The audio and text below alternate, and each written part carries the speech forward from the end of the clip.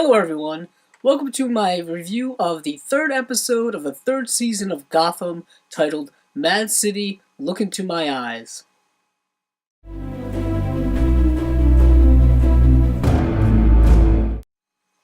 Before I start the review, I want to remind everyone that I will be going into plot spoilers, so if you haven't watched the episode yet, please do so and come back and watch this video, unless of course you don't care about spoilers. In this episode, we get our first look at Jervis Tetch, better known as the Mad Hatter. The Mad Hatter is a character from the comic books who deals with mind control and hypnosis, something that is made quite evident in this episode. It's an interesting interpretation of the character of the Mad Hatter. I always assumed that he was a shorter person, maybe more grotesque looking, and I can understand if they wanted to go a more, I guess, real-world look for the character. Granted, we're talking about Gotham, which is not really based in the real world at all. Also in this episode, we get a reunion between Jim Gordon and Lee Tompkins. This time, Lee Tompkins has returned to Gotham along with her fiancé, who just happens to be the son of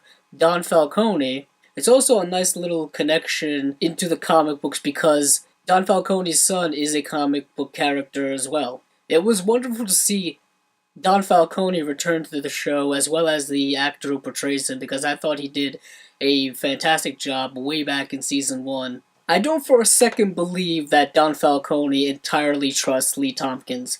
Her connection to Jim Gordon, I think, is going to be a big problem for him, and is probably going to lead to something big happening down the line. The one thing I have to question about the whole situation is, why move back to Gotham? Why move to Gotham at all is a bigger question, because, as many know, even if you just read the comic books, watch the Batman movies, or watch this show, Gotham is a terrible place to live, let alone move back to after having left there. But I kind of understand why they did it, because they need to force Lee Tompkins back into the storyline and to see her reunite with Jim. Inevitably, I kind of assume that they may eventually get back together, probably by the end of this season. That just seems to be the way shows tend to go. I'm also wondering now, where are they going to go with the relationship between Valerie Vale and Jim Gordon? Of course, in the episode, we get kind of the morning after scene between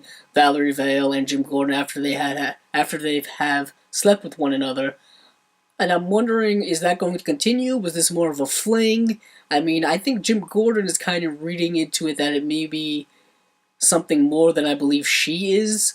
One of the most interesting portions of the episode is that the Penguin has decided to run for mayor. It's very interesting that the Penguin would want to be a politician. I understand why he's doing it, because the Penguin always wanted two things: power and, I would dare say, respect. And as we know from our real world, politicians tend to get a lot of respect and have a lot of power. I like the confrontation between the old mayor and the Penguin, specifically in that restaurant where you think the old mayor has the upper hand on the Penguin, but no.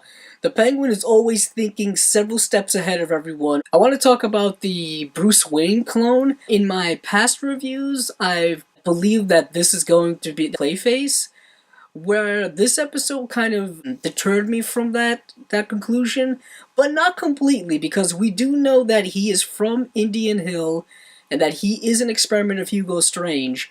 Whether it is just a direct clone of Bruce Wayne or something else, I think we need further exploration into that. We do know that this clone of Bruce Wayne has some type of tactical training embedded in him. We saw that when he was sparring with Alfred, how he has quick reflexes and I guess some type of enhanced strength. Also, we see that he is trying to adhere more to being a human being, specifically perhaps trying to replace Bruce. So that storyline is probably going to be played out a little further. I know a lot of people probably don't really care about it, and I'll have to say I'm not really truly invested in it. I'm more curious about the identity and backstory, not so much the interaction. We also get a nice little scene between Selina Kyle and Bruce Wayne, where you can definitely see the mutual attraction that they have to one another, because they do have, by this point, quite a history with one another.